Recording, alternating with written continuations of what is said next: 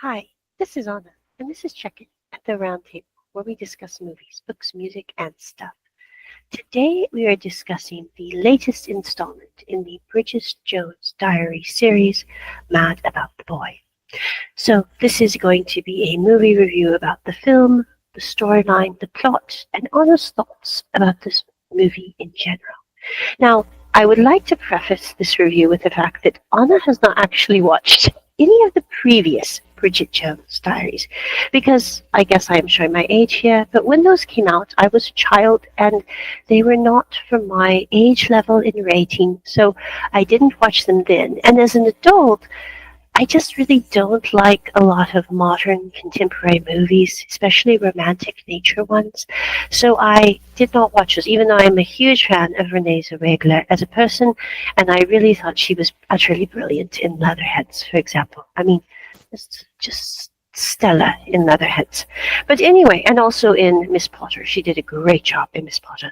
So I'm just saying, I am a big fan of Renee Zellweger's acting skills. I'm just not a big fan of utterly romantic comedies set in modern day because they have a lot of issues sometimes, in honest personal opinion. But Mad About the Boy is a story of Bridget and her two children who are trying to deal with the aftershocks of losing her husband, Mr. Darcy, to being killed in, I think it was Sudan or Darfur, one of the two, when he was there as a legal team of aid. And that situation occurred about 4 years before this story takes place. However, even though it's been 4 years, Bridget is still at basic functioning level. And I don't mean that bad at all, because Bridget is getting the children to school. She might still be at her jammies, but she is getting the children to school. She's making sure they have food. She's trying to take care of things to the best of her ability, but she is very overwhelmed and also heartbroken at the loss of her favorite person. I mean, I think it's really one of those things that people don't really get lost until they experience it, whether it's the loss of a romantic partner, the loss of family or friend that's very close to them. It's like once that happens, it's very hard to go back to even a semi-state of what you used to call normality. So Bridget is having trouble with that. And Bridget's friends are giving her all sorts of advice on how to, start dating again, go have a what do you call it, a fling with someone again. They're giving her all this advice, but Bridget decides to go ahead and go back to work at the production company she used to work for. And by doing this, she's able to kind of get out of a difficult time. I think the fact that she was able to resume her daily routine with her work and also to get some help with the nanny that came. And there's a lot of kind of um, under sparring with Bridget and the nanny, because Bridget thinks the nanny's perfect. The nanny's younger than her, more beautiful than her, everything. But the nanny, I think, is really awesome. I've always thought if I had children, it's not that I will not love my kids, but I think having a nanny would be wonderful because it gives you a bit of space to be with your children while the nanny takes care of something else. And it's not because I think everyone needs a nanny, but I'm going, especially if you have small children, I think it would be so much easier to be able to work and be able to take care of your kids and be a very much more calmer individual if you had a nanny. So I think the nanny was really good in the series, and also she did a really good job of interacting with the kids and making sure that the house was organized and that Bridget could kind of have a bit of breathing space. So Bridget has resumed her job. Well, she's on her job at the first day of work. Someone tells her that they've uploaded her to, I think it was Tinder. I'm not sure. I'm not very familiar with Tinder, but anyway, I think it was Tinder, saying basically she's a widow who just needs as much fling as possible. I mean, I'm paraphrasing here because I don't talk like that bio that was on the Tinder for this movie. So I'm like, Anna doesn't talk like that. So anyway, but in the middle of all that, Bridget is working at the production company. Bridget is taking her kids to school. She's trying to deal with the school moms, which I guess the school moms in Britain must be a lot like the school moms in America too, because they just can be kind of cranky biddies. But anyway, not all of them. I'm just saying. I'm going. There's more to life than selling cupcakes at school, like making sure the children have food and making sure they have their right coats and jackets and getting them to school on time. I'm like, I think if people do that, they should get a gold star and forget the cupcakes. I mean, So anyway, but Bridget is trying to deal with the school moms. And in the process, she ends up taking her kids to the park because she's going to release some balloons with her children. That basically is a note to her husband that's passed away. And in the middle of that adventure, she's letting the children climb a tree. The children get stuck in the tree, and they get stuck, and there are two guys that come up to offer help because Bridget has decided to try to climb the tree for... I'm not exactly sure why Bridget decided to climb the tree. I'm like, that does not make for a logical way to react to this problem. But anyway, Bridget decided to climb the tree, and they're all stuck up there. The one person that asks if they need help is a teacher at the school. And he's kind of I don't know. I'm just like, he's a very dogged person. So he tells Bridget's son that her husband is not in heaven. He just is dead because that's what happens to all living creatures. I'm like, I'm not faulting the teacher for his personal beliefs, and I'm not very religious myself, so I'm like, it's not that I have a great deal of faith in whatever happens in the next life, but I'm like, I don't think you should be telling a small boy who's already lost his dad that he's dead wrong about what happens in the afterlife, because I'm like, you don't know what happens in the afterlife, and it's really none of your business what this little boy believes. So I'm like, I don't know. I have a bit of a problem with the teacher. I'm going, I don't think we should be, causing trauma on an already trauma-stricken child. I'm just, it's a bad idea in my opinion.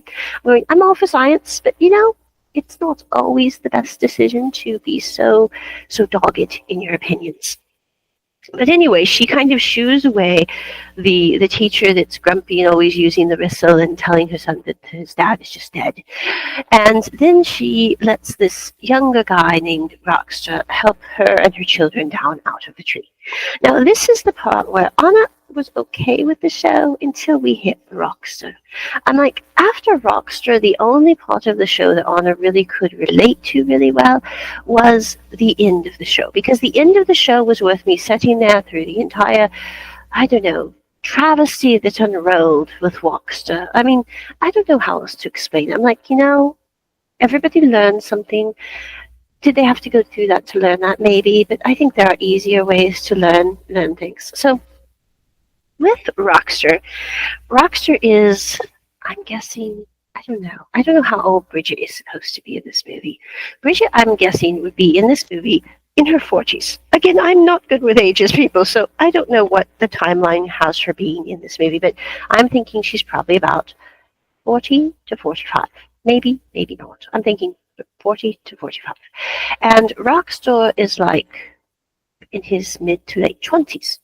And this is causing trouble with people. Now, to clarify, I don't have a problem with age gap relationships. It kind of depends, though, on the age gap relationship and the reason behind it. So, for example, I'm currently watching Ding Po, the Thai drama series. And in that story, the two main characters have an age gap of like 3 to 4 years. To me, this is not a big deal because both characters really care about each other and they don't give a hoot about their ages. However, in Bridget Jones' Mad About the Boy, the reason that Anna has a problem with the age gap is, from what I can tell about the storyline, the only reason that Bridget is really with this person is because she thinks he's very young and handsome. It has nothing to do with personal qualities. It has nothing to do with who he is as a person. It simply has to do with she somehow gets a joy out of being with someone younger than her, as like, look at me, I'm older and I'm dating a younger person. And I'm like, I don't really think that dating should be like a show-off moment. Now, I think that we should, if we are dating someone, feel they are absolutely phenomenal and amazing and, all that good stuff. But I don't think we should be dating them to impress our friends and neighbors with how much younger they are than us, whether that's with a guy or with a girl. I don't think gender matters here. I simply think that it's not very fair to that other person. And as the story progresses, that whole situation just kind of spirals slowly out of control. So Rockster and Bridget start dating in like the late spring. They date through the summer. She has him come with her to a summer party and shows him off to all his friends, where he ends up in a koi pond, I think. Wet. I still don't know what is with the British and wet shirts on guys. I'm like, I think it's a British thing because I'm going, they did the same thing with Colin Firth in that one Pride and Prejudice when I was a child. I remember sitting there going, they just look like a wet muskrat. I don't understand why everyone's going berserk over these people. But anyway, and it's no offense to Mr. Firth, and it's no offense to whoever played Rockster. I'm like, but they just look like wet muskrats. I'm like, it's nothing to be like so shocky about. I'm like, you have a chest and you're wet and you look like a muskrat. We need to get you a towel and get you cleaned up so you're not looking so muskratty. But anyway, like it's not Wind in the Willows in human form. But anyway. So she shows him off to her friends. But that night, as she's at the grand party for her one friend, who she also works with at the production company, who's like the host of the show that Bridget helps in the crew with, Rockster gets pretty drunk and says basically to Bridget, I wish I had a time machine so we weren't so different in age, is what he's basically inferring. And so Bridget knows that Rockster has a problem with her age. And once that happens, Rockster ghosts Bridget. Like, absolutely ghosts Bridget. Now, I think that this is a very complex issue because both Rockster and Bridget were in the wrong in this relationship for various reasons. And I'm not trying to be judgy here. I'm just saying Rockster shouldn't have dated someone that he couldn't be comfortable with, no matter what the aspect of the relationship, whether it's age, whether it's just being comfortable with someone else in your own skin, he should have dated someone that he was comfortable with. And if he couldn't have been comfortable with Bridget, I don't think that he should have dated her through an entire summer because Bridget has a couple of children. Bridget has lost her husband. She doesn't need to lose someone else. That's not a very considerate thing. And the other thing I think this makes it out to be is that if someone dates a younger person, they're going to be a thoughtless jerk. Or jerkette, as the case may be. And I don't think that's a good thing that we should be promoting in the media, because I'm like, just because someone is young doesn't mean they're going to be put in whatever bad word you want to put in there, but it doesn't mean they're going to be that kind of person. And what Bad About the Boy basically says in its storyline is that if you date someone younger, they're going to not appreciate you, they're going to regret being with you, and they're going to ride off into the sunset and ghost you, and it's just because they're an immature, donkey. I don't think that's a good message, but I don't think it's a good message for various reasons. Because number one, I don't think immaturity is necessarily linked to age. Now, of course, there are some people that when they're young, they are very immature, and when they are older, they mature. However, in my experience, I have noticed that the people that are immature nincompoops, as children and high schoolers, usually grow up to be immature nincompoops. It doesn't really matter about their age. It just is how they behave. They could be an immature nincompoop at 50. It's just not going to change. Whereas if someone is responsible, they're probably going to be responsible as a kid, and they're probably going to be responsible as an adult. Now, I will say, in Rockster's slight defense here, it would be a little difficult in modern society to date, especially a woman, if you were a man, that was that much older than you. And it would be difficult to navigate if you had never really dated much before and never really dated someone that was older than you before. So I do think there would be a bit of a learning curve and grace to that whole situation if it was played out. However, I don't think that gives someone a free card to ghost someone and then return with a pie to talk it out, and then take the pie away. I'm going, not only did you dump the girl, but you didn't even leave her with a bloody pie. I'm like, Anna, Anna's just having trouble with this. I'm like, you not only ghosted the woman because you were insecure, but you didn't even leave her the freaking pie when you came back to try to repair it, and then she let you go and you just left because you had a free card. I'm like, you could be so much better than that, Rockstar. It has nothing to do with your age. It has to do with you being a donkey. So, for the after the beginning part of the movie until the end part of the movie, it's basically about that whole foofdera with Bridget trying to discover herself again, to get life back to a semi sense of more secure normalcy for her and her children, and also to try to figure out her love life a little bit. Although I will say, if this movie is any indicative of the love life of Bridget Jones, I'm guessing the other 2 to 3 movies that happened before this would be really, really quite disastrous. I'm like, Bridget does not do well when it comes to relationships. With at least it takes her several tries. Let's put it that way. And I'm not blaming Bridget. I think Bridget is a very nice character in general. I don't think that she should have dated Rockster because she wasn't dating him for the right reasons, But she still has many good qualities. So, by the end of the movie, though, Bridget is happy and content with her children. She is dancing with her kids. They are having a good time. And in the middle of all that, she decides to go on an outward bound trip with the cranky teacher. And she makes sure the kids are there. She has marshmallows when they get waterlogged and have to stay in a barn. And in the middle of all that, the teacher realizes that even though he thought Bridget was just kind of, well, I don't know, kind of flaky, he's like, she is flaky, but she is also nice, and she does have marshmallows. I don't know, I think that's what tipped the scales. It was the marshmallows she packed in his backpack. I'm like, he was just like, I've been looking all my life for a woman who, when she goes on a Notre Dame adventure, brings marshmallows in her backpack. Like, I guess we all have things that we find attractive about people, but that would be like one of the most unusual reasons I have ever come across in a film situation. So anyway, he and Bridget have a moment. Then he also has a moment with Bridget's son where he says, basically, energy is never gone. It just goes into another form. And your dad is still with you, so-and-so. He's with you in your DNA. He's with you in your sister's DNA. He's with you in the life that he and his mom built for you. He and your mom built for you. He's present with you. And that kind of helps give Bridget's son a little more peace. And I think that was a good thing that the teacher, I'm going, that he turned it around. He shouldn't have done what he did in the first place, though. I will say, I'm like, that doesn't redeem what happened before. But I'm like, he did turn it around and give Bridget's son a bit of peace.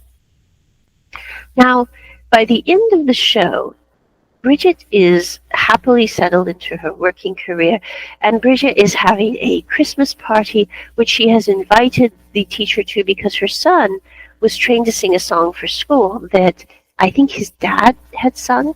And so she was very touched by that because the teacher had coached him and the other students to sing the song to kind of give Bridget peace and also to be something that was good for the whole community, because it was a cute little song. Unlike it's a typical British cute song.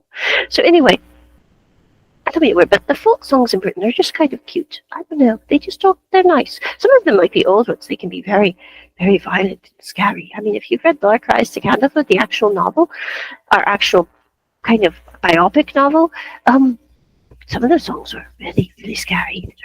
But this was a very nice song. Very nice song. But anyway, at the end of that, she says, I'm meeting with my friends at the pub with the kids, and we can have a Christmas party if you'd like to come. Well, she goes to the pub. She's talking with her friends, who she's apparently had for years and years. And she sees that the teacher is looking in the window, but he isn't coming in. And so she goes out, and her son says, he went that way, Mom. And throughout this whole time with Bridget and her dating fiascos with Rockster, her son is, her son is trying really hard. But I'm going, if my mom was dating Rockster, I would have a bit of trouble with that too, given who Rockster is as a person. It's nothing to do with his age. It just has to do with, she really didn't pick very well when it came to Rockster. I'm like, there's more to life than dating someone just because they're younger than you or you think they're highly attractive in appearance. I'm like, you need to have a winning personality and never take your pie. I'm like, life goes. Don't date a man that takes your pie. He shouldn't give it and then take it back. I'm like, if you offer someone a pie, you give it to them regardless. Okay, the rules of pie giving. But anyway, I have very strong feelings about certain things. I'm like, that just wasn't right. So she traipses back out after the teacher, and I do love two things about the end of this movie, and one of them was the brief conversation she has with the teacher. Now, in real life, I don't really think someone like Bridget and someone like the teacher would end up happily together. But I wouldn't think somebody like Bridget would end up happily with Mr. Darcy's character either, because they're all so serious, and Bridget is so non-serious about life. But in some ways, maybe that's a yin-yang balancing out thing. But I don't think if you look at the psychology behind that, opposites attracting is really that true. Or if it is, it doesn't necessarily lead to a happy situ in a long-term relationship. But anyway, there's actually some psychological articles about that I was reading here a while back. I'm like, I've always thought that seemed a little weird, and I guess that science is backing up that claim. I'm like, oh, I was right about that. I had a hunch, but anyway.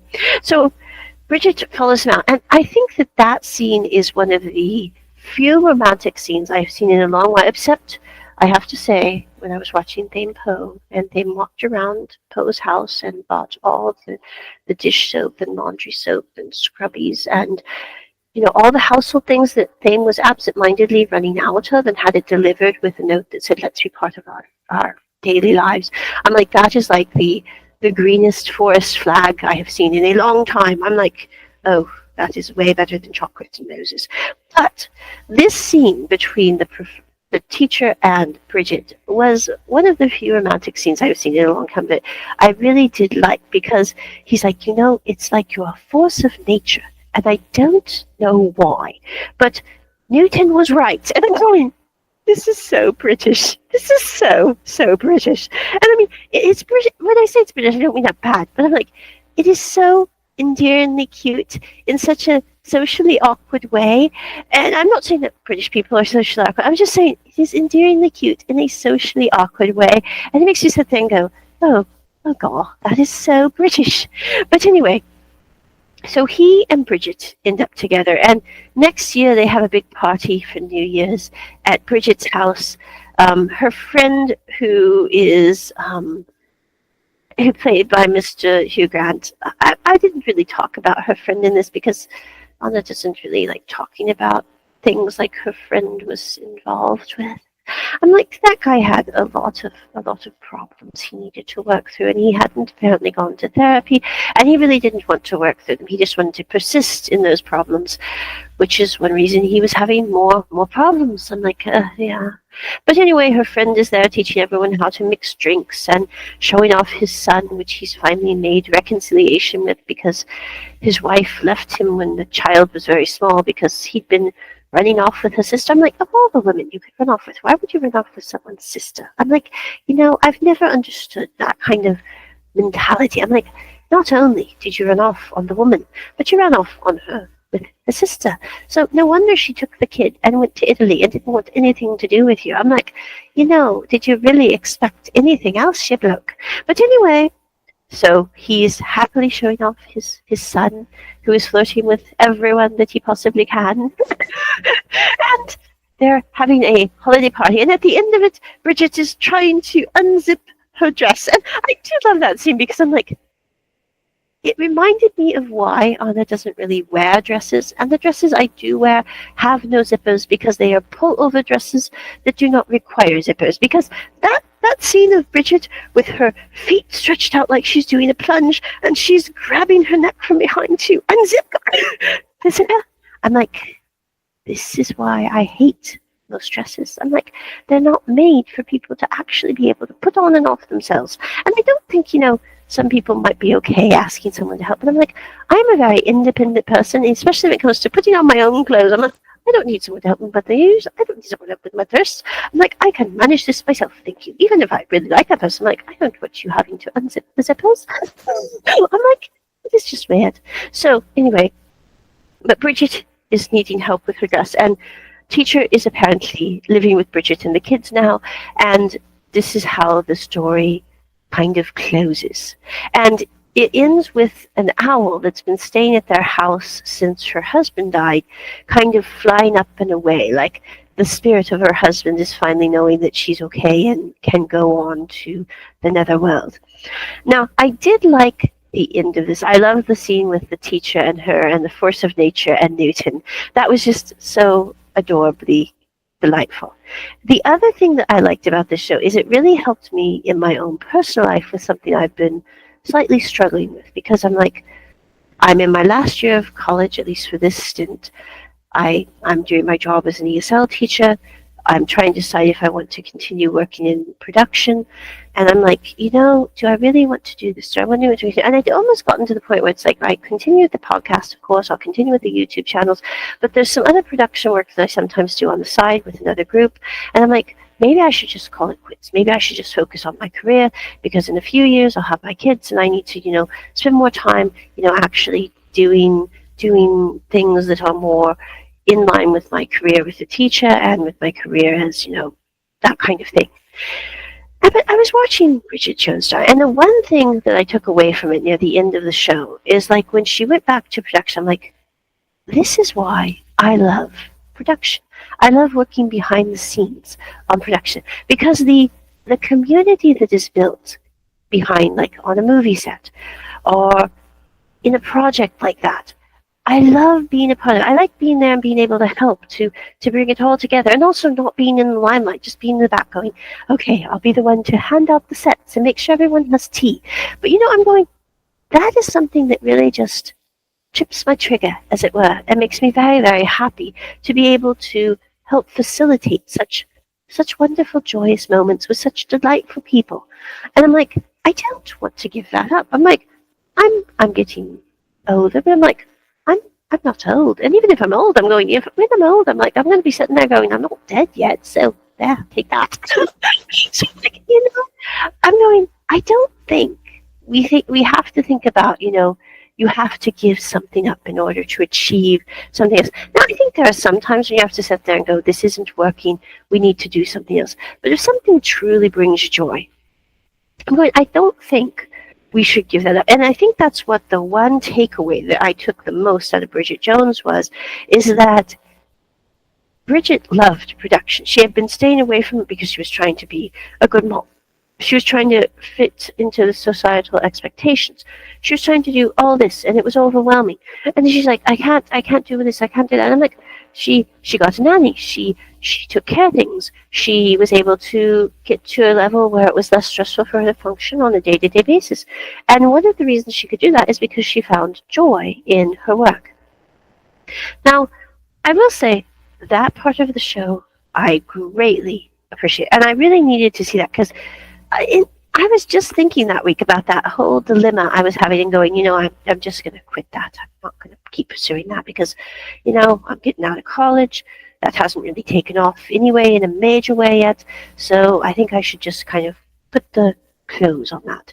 And I close the door on that. And I'm like, no, I don't think that's how this has to work. So I think it was worth it for that. Now, the one takeaway that I didn't like about the film was the dating society in I don't know. When I was watching Bridget Jones, I was sitting there going, this is why you don't watch Western television much, Anna. And it's not because I am anti-Western culture. It's just because I find it so kind of sad in a way that relationships have to be portrayed that way. And it's not that it's not true. Sometimes there are relationships like that where you end up dating a man that won't even give you the pie and it ghosts you after spending a summer with you. I'm like, the bloomin'. Or you have a woman who's only dating a guy because he's 15 years younger than her. Now, to be clear, I would not really have a problem with a woman dating a guy who was 15 years younger than her. I mean, there would be problems for them in society. I totally get that. But it really depends on the context of the situation. But I'm going, she was just dating him because he was younger than her and would go out with her. I'm like, that's not a good reason to date someone. It's like, I personally don't think that it's right or wrong to date depending on your age range. Now, I do think there is something to be said given the brain studies out there that if someone is significantly younger, like in their in their early 20s, their brain isn't fully developed. So if you have a person in their 20 to 24 range that's dating a 40-year-old, that is probably not the best of plans given the brain development status of that person in context with the other person. Because that person is going to think a lot differently about life, perhaps, when they are a little older. Now, I'm not saying it's always wrong. I'm simply saying it comes with fraught with things to think about if you are the thoughtful type of person. But I think the thing that I found sad about Bridget Jones' Diary is it showed the context of how broken relationships are. I mean, yes, Bridget had a very good relationship with her husband, apparently, but like with her friend, played by Hugh Grant, his relationships were just a disaster, a blooming, blooming disaster. Like, spiral out of control, multiply it by 10, and then you have Hugh Grant's character's relationship status. I'm like, I don't know how the man could get that far spun out, as it were.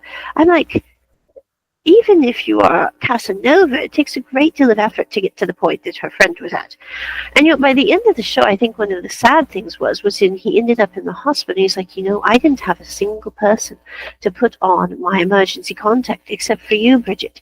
And Bridget's like, well, so-and-so, maybe you should have tried to, make your relationships a little more stable by not running out on the people who you said you cared about. And now Bridget's not trying to be bad with that. She's simply saying, this is a compound problem. This is not something you can sit there and go pour me about, because this problem is created by your past actions. And I've thought about it in recent history, because I'm like, we live in such a polarized world. And that's shown in our films and in our TV. And I was just watching today, I think he's the governor of Illinois, I'm not sure, but he did a speech last year, I believe, for a college. He was doing like a college commencement speech, and I don't know why it showed up on my YouTube today.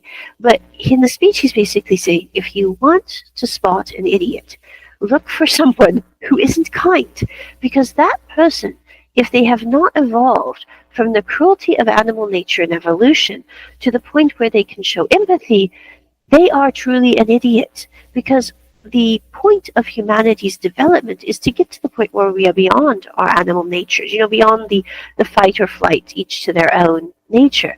And I was watching it going, that is one of the key problems. Because if people were kind, if they sat there and went, how does this feel for the other person? More often, it would change the way they do everything, from their personal relationships to how they treat someone that they meet randomly on the street. Now, does that mean that it would solve all the world's freaking problems? Goodness no. People would still probably be spending $5 a dozen on eggs right now in the States. I'm like, it wouldn't solve all our problems. But whether it's in the States or abroad, I'm just saying it wouldn't solve all the problems. But would it make it so that people look at life with more care, with more thoughtfulness? It's like, I think as I was watching Bridget Jones' I was like, this is why I like Asian BL drama, Thailand and Taiwan. Now, I'm not saying I like all Asian BL drama from Thailand and Taiwan, because there's a whole thing going on right now with, and there's no offense to people who like them, but like with the Kin Porsche and I think it's the Heart Killers, and those have some very red flag relationships. I'm not talking about red flag relationships. I'm talking about like shows like Thin Po or Bad Buddy or I'm trying to think here. I Do Be Left in House, Plus and Minus. Those kinds of shows. The characters really do try to be thoughtful, try to be considerate of at least the people that are around them in their daily life. Does that mean that they always succeed? Oh, goodness, no. It's like, I think one of the things that is so hard to grapple with in like the recent episodes of Fame Po, The Heart That Skips, I It's the heart that skips a beat. But anyway, the new Thai drama series is airing its final episode tomorrow. Peeps, I am so pumped. I'm like, oh, Fame and Poe are going to get back together. They will be happy couple. They will be making breakfast together. Life will be well. Fame will be ordering Poe squeegees for his sink. It's all going to be good again. To me, that is like utter romance. I'm going, forget everything else. But anyway, I think the thing is even when you have two people that care very deeply about one another, it doesn't mean that they're going to not hurt one another drastically at some point. It's like with Fame Poe, episode 11. Oh, the awful episode 11 curse of GMM TV. I'm looking forward to one series that doesn't have the episode 11 curse. I'm like, bad juju. I'm like, I didn't even want to watch episode 11. I'm like, I know it's going to be a disaster. And I watched, I was bawling my eyes out and I'm going, I don't cry hardly ever for anything. I'm like, I can watch many movies unless they're sci-fi or very touchy BL drama. And I'm like, they broke up. Oh, that is so sad. They really shouldn't have broke up. I want to go give Mika a bit of my thoughts. Let's just say it that way. A bit of my thoughts. I'm like, that was such a nasty, nasty thing. But what I'm saying is, like, you can have two people that very much care about each other, but their care can show in ways that is not necessarily helpful to the other party. It's like someone commented on one of the YouTube videos here recently. I will try to drop it in the description of this video, that in Fame Poe, Fame had an idea of what his care for Poe would look like. It would look like calling him on video call, making sure that he had money to come see him in Korea, making sure he had the squeegees by the sink. That is how Fame thought of care as being important for Poe.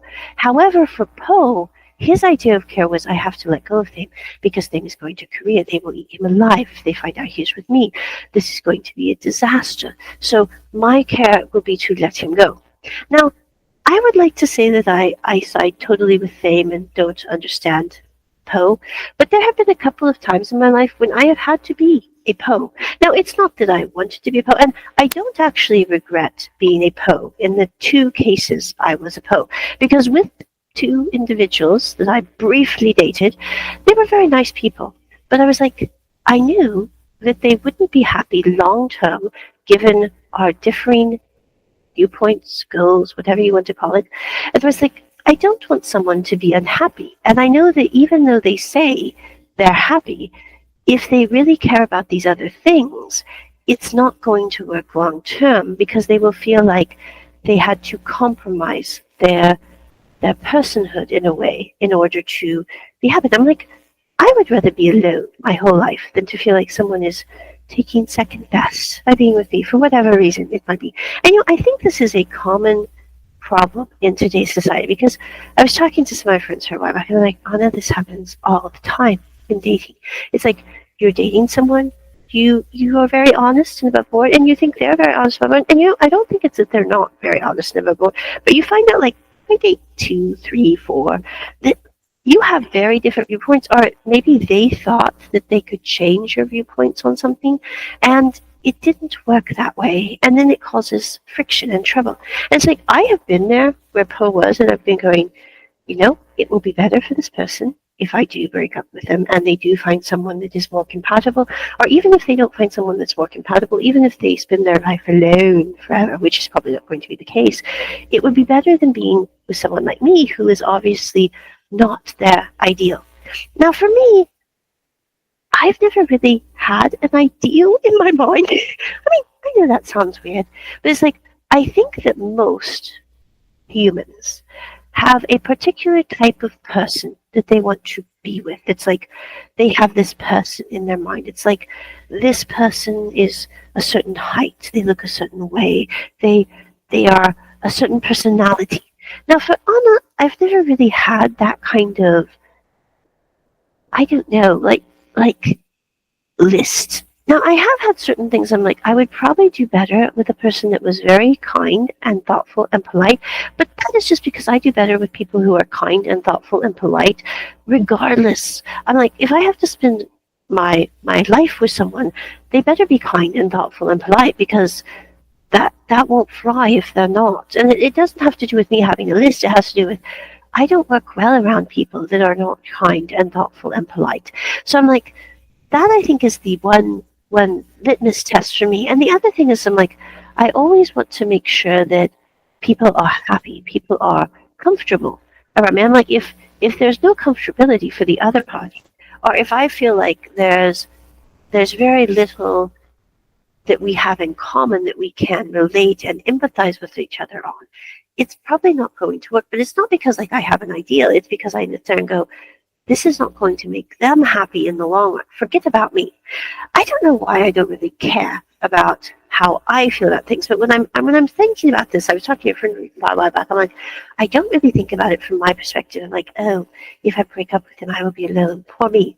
I don't really think about that. I think about it like, oh, if I don't break up with him, they will be unhappy because they will be with someone that is not their ideal. And I think in many ways, this whole ideal thing in some cases is what it's not necessarily bad because I think that we should be around people who fit us the best. But I think that sometimes, not every time, but sometimes ideals can be, what do you call it? A mirage in the desert. It's like it's something that people are going toward, but it doesn't actually exist. And it's not that it's a bad thing, but it's like, if you have ideals and expectations, it's probably going to make it very difficult to find someone that matches all those checkboxes. This is like, I was on Reddit here about a year ago because I was doing some research because I was thinking about making a book about online dating. I was going to make like this comedy like discussion on why online dating is such a difficult thing for a lot of people.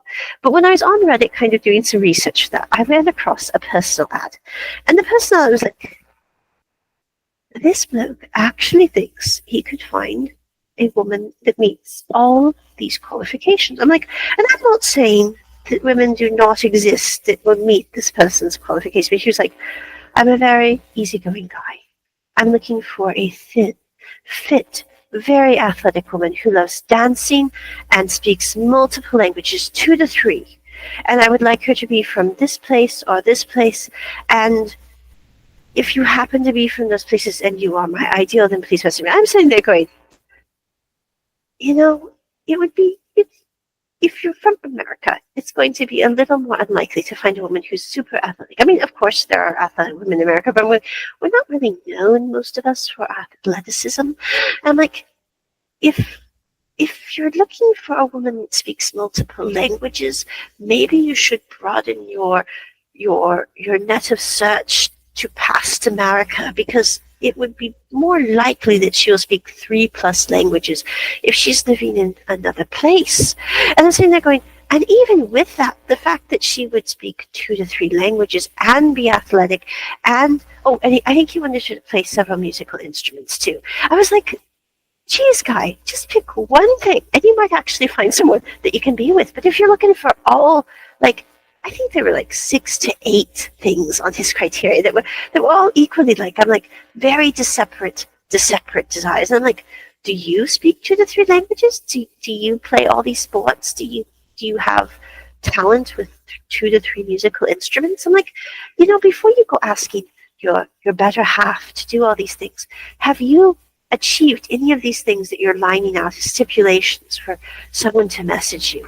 And it reminded me of in Pride and Prejudice when Miss Bingley and Mr. Darcy are talking about how a woman must speak multiple languages and read books and be a great proficient at like piano and have a wide knowledge of many things. And Elizabeth Bennet is sitting there going, I don't wonder at you knowing only one accomplished woman.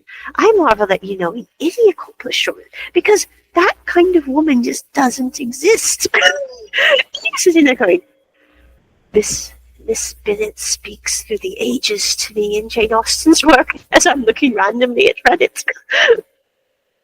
But the thing is if you do have all of those criteria, it's going to narrow the possibility of you ending up with someone. And that's not necessarily bad, because I've thought about it. I'm like, if someone does have those criteria and they do end up not with someone in the end, I guess they know that they are happy on their own rather than happy with someone that wouldn't fit the criteria. But I don't know if that's maybe the end result they want, if they really do want to be with someone. It's like I was thinking this last week. I was like, do I have high expectations when it comes to dating? Even though I'm pretty much live as a monk, I'm like, I don't really think I have high expectations when it comes to dating in general. Now, I rarely date because I think of dating as like first dates are very uncomfortable, they're very nerve wracking, they're very stressful.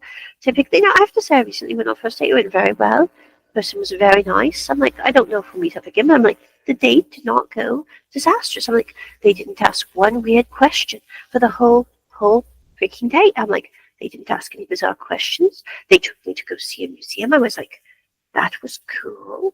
We even walked around for like 2 hours, just walked around the city, and like that was nice that I could walk around without having to explain to someone. I do like just randomly walking around because when I'm on my weekends and I do have time off, I literally just like to meander through the places where I'm staying or nearby, and I'm like, I like to kind of walk and see things, but not with any like particular goal in mind. It's just like I will go and walk for a little bit, then I will grab a munchie after a couple hours, then I will go and walk some more, then I will come home and crash because my legs are tired. I'm like, that is a perfect day for me. And like, it was very nice with this person because they like to walk too, so they just walked around with me for about a couple hours. And when I got tired, they said, can I stop at the convenience store and grab a munchie? And I can grab a munchie. They didn't want a munchie, but I'm like, they didn't mind just standing there while I grab a quick munchie because I'm like, they didn't know it, but I didn't eat lunch because I was busy trying to get there and my blood sugar was plummeting. And I'm like, I don't really want to tell this nice bloke that if I don't get a munchie, I might go have a little sugar attack. I'm like, he doesn't need to know that, but I think I'll just say I have to go get a munchie. So he didn't mind me getting a munchie.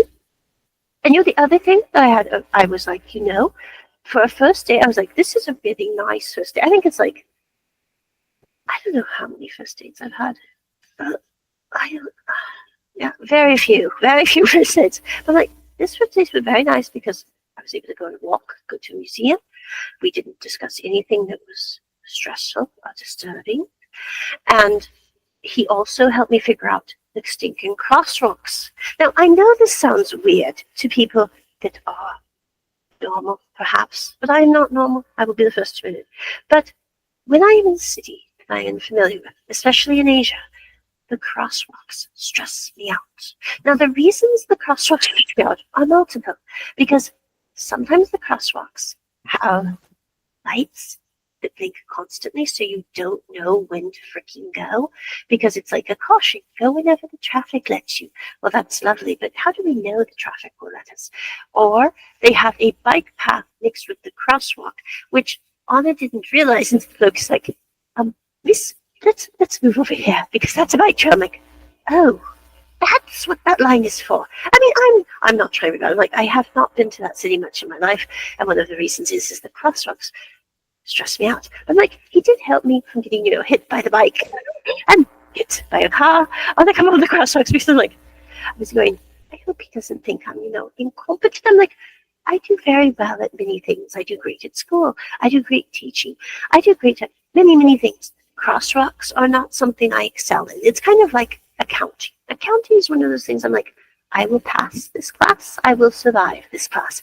But it's kind of like crosswalks. I'm like, I just don't do well with that. But he was very nice about me not doing well with the crosswalks. So I was like, it was nice to meet someone that wasn't judging about that. So I'm like, oh, that's good.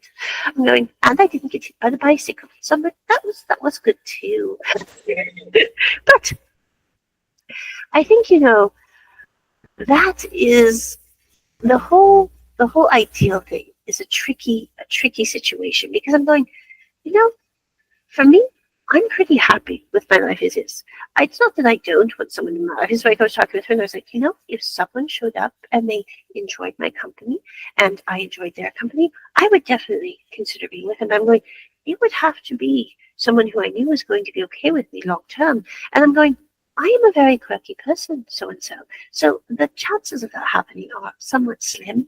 But I'm going, I haven't completely closed it off. And it's like, I do think, it'd be nice to have someone there to, give hugs to and make sure they're okay and have munchies and things like that. I mean, to order their scrubbies when they are low at the sink. I'm like, those things I would do well at, but I'm going, if that doesn't happen, I'm not going to feel like bad about it.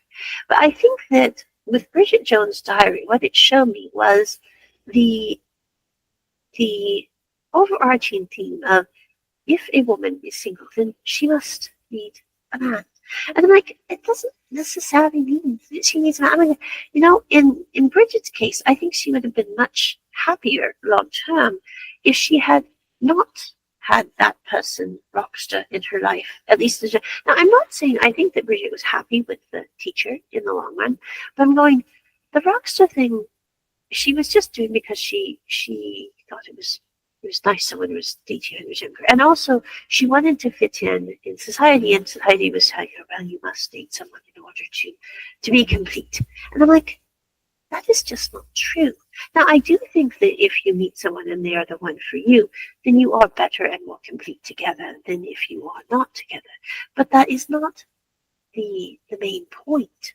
So I think that's the thing that I really did feel a bit bad about the Bridget Jones What About Boy, because not What About Boy, it was called, I can't think of the name right now, but the new Bridget Jones movie, because I was like, it's not the key point. The key point is figuring out how to move through the grief, figuring out how to be there for your kids, figuring out how to figure out your life again, what you love, and to do that. And I think that's the takeaway, because I'm like, I don't want to live my life in that way. I don't want to live my life feeling like, oh, I must have someone in it in order to be good. Yeah, it'd be nice to have someone now to order the scrubbies and give hugs and munchies to. But I'm like, if that doesn't happen, I'm not going to feel like totally deprived. So I'm like, well, I guess it needs more munchies for me, and I can order scrubbies for myself. So I'm like, yes, it's okay either way. But at the end of the day, I am still very glad I went to see it, because it did solidify again why I love BL drama, because it's not like that. And number two, it made me realize you don't have to just throw in the towel because something isn't working or you don't know how to juggle, because it's not about juggling. It's figuring out how to fit it together in a way that works for you. And I think that is probably the best takeaway from Bridget Jones' Wild About the Boy. I remember the name. Check it at the round table. Bye.